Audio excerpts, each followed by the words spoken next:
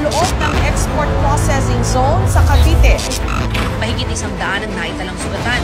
Wala pang naitatalang nasawi sa ospital, pero may ilang critical daw ang lagay. Nahirapang maapula ang apoy dahil na rin sa lawak ng lugar at sa mga combustible materials sa loob ng gusali. Matapos ang halos 2 araw, tuluyan ng naapula ang sunog sa HEI compound sa General Trias, Cavite. Sunog.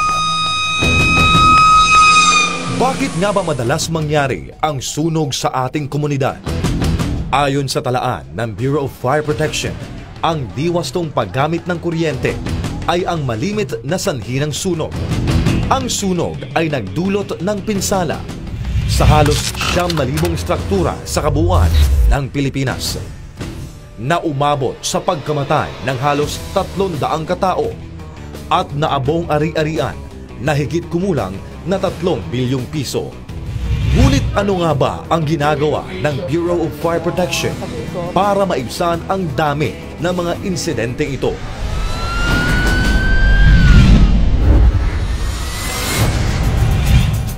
Liban sa kaalaman ng karamihan na ang bumbero ay tagapatay lamang ng sunog, sa pangunguna ng Directorate for Fire Safety and Prevention ng BFP, ang mga kawani nito ay isinasakatuparan ang mga batas at proyektong angkop sa pagpigil ng insidente nito sa ating pamayanan. Una ay ang Fire Safety Inspection at pag-issue ng mga sertipikong nagpapatunay na may sapat na protection designs, facilities at kagamitan ang bawat establishmento, mula sa pagtatayo hanggang sa operasyon nito. Sinusuri ang mga fire protection systems, sukat na mga daanan, fire exits at iba pang mga maaaring paglabag sa Fire Code ng Pilipinas bago payagang okupahan ang isang gusali.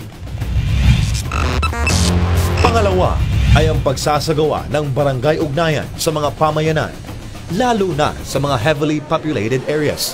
Ito ay ang pagtuturo ng pag-iwas sa sunog sa loob mismo ng isang barangay o komunidad. Upang mahikayat ang mga kabataan, isinasagawa ang Kitty Junior Fire Marshal Project sa mga paaralan.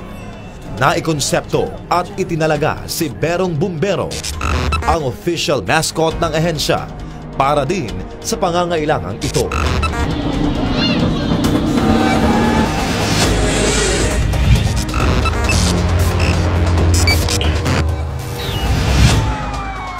Upang maalerto ang ating pamayanan sa pagpasok ng sunog ngayong tag-init, nagdaraos tayo ng simultaneous alarm at motorcade ng mga truck ng bumbero.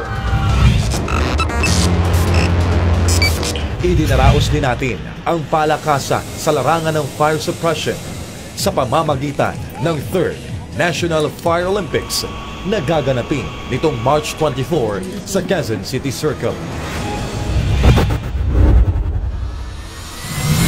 At sa araw na ito, formal nating inilulunsad ang Fire Prevention Month 2017 na may temang Buhay at Ari-Arian ay Pahalagahan.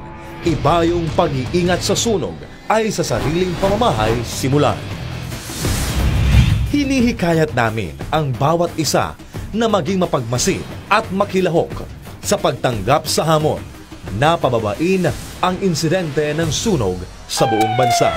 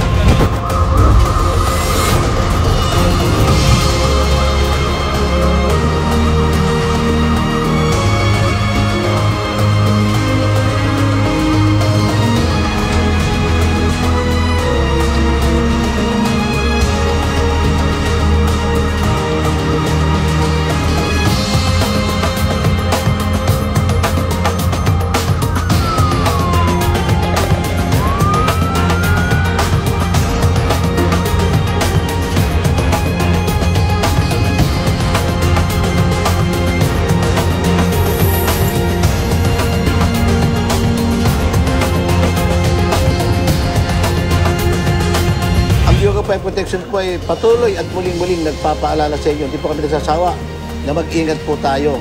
Tingnan po natin ang ating kaligtasan. Kung saan tayo lahat ay nagsasaya at kung ano ang ating ginagawa upang maging maganda ang ating pagsalubong. Pero habang ginagawa natin to, tingnan po natin yung ating kaligtasan dahil napakadelikado po talaga. Kami po sa Bureau of Fire Protection ay laging handa upang maiwasan at masupit ang mga mapanirang sunog sa bansa.